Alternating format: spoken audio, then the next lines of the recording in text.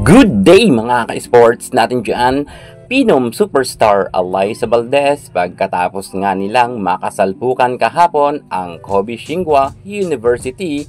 Lahat halos na mga pagsisisi ay sinalunga ng ating nag-iisang superstar na si Alyssa Valdez. Mukha talagang buhay na naman ngayon ang mga kritiko ng ating Phenom na si Alyssa, kung saan nga panay ang pasaring ngayon ng kanyang mga bashers at halos mga masasakit na salita ang kanilang ibinabato kay Alyssa. Grabe talaga, akala ba naman ninyo ay sobrang sisikat na ng mga nakatalo kay Alyssa? Bakit kung manlait ang ibang mga netizen ay sobra-sobra naman? Hindi ba nila alam na kung hindi kay Alyssa Valdez, hindi sila makikilala sa kasalukuyan? Ngayon ating pag-uusapan at iisa-isahin ang mga pinaparatang nila sa ating nag-iisang superstar na si Alyssa. Si Alyssa nga ang sinisisi kung bakit natalo ang Creamline Cool Smashers. Alamin ang buong detalye. Pero bago ang lahat, kung bago ka muna sa aking channel at ngayon ka pa napadpad, huwag kalimutan mag-subscribe. Click ang ating notification bell para lagi kang updated sa lahat ng issue sa volleyball. Susunod na.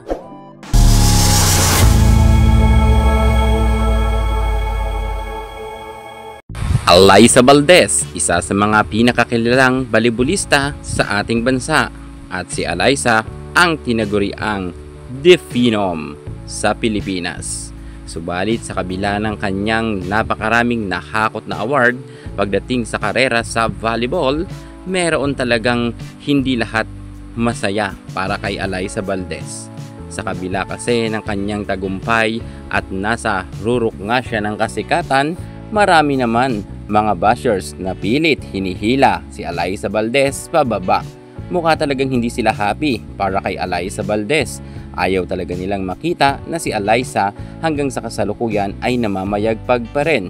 Actually, nang nakaraan ngang laban nila kontra sa Kobe Shingwa University at sa Cheritigo, madalas ngang mabash ang Creamline Cool Smashers, pero kahapon ay nakatutok talaga ang pangbabash kay Alyssa Valdez. Hindi talaga natin akalain na mukhang nakalimutan na nila ang naging ambag ng ating Alyssa sa larangan ng volleyball. Magpakatotoo lang tayo ha, sa ayaw man at sa gusto ng mga bashers ni Alyssa Valdez, hindi naman talaga makikilala ang larong volleyball kung hindi kay Alyssa.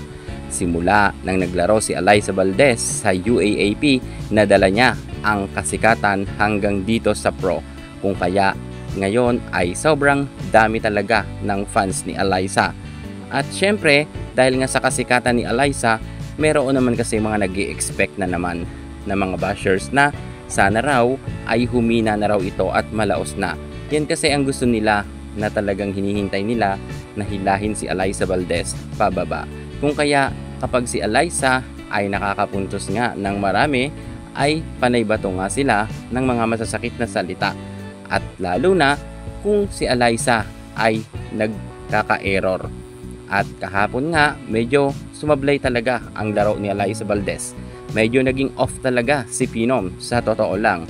Pero hindi naman natin kinakailangan tawagin si Alyssa Valdez na Queen of Error. Grabe rin kasi talaga ang mga panlalait kay Alyssa Valdez.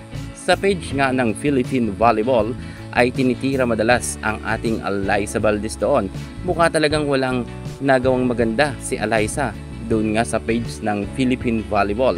At isa na nga ito, si Alyssa Valdez kahapon, na siya na naman ang pinipunterya ng kanyang mga kritiko. Sinabi nga nila na si Alyssa Valdez daw ang nagpatalo sa Creamline. Tinawag pa nga siya na, sabi nga ni Jake Phil, from Phenom to Error Queen. Error Queen na raw ngayon si Alyssa Valdez. Yan nga ang madalas nilang sabihin kay Alyssa, na mahina na at ma-error. Anong masasabi nyo sa naging performance ng ating Alyssa Valdez? Humina na ba talaga siya? Comment naman kayo sa baba. Yan muna ang pinaka-latest natin sa mundo ng volleyball. Thank you so much. God bless.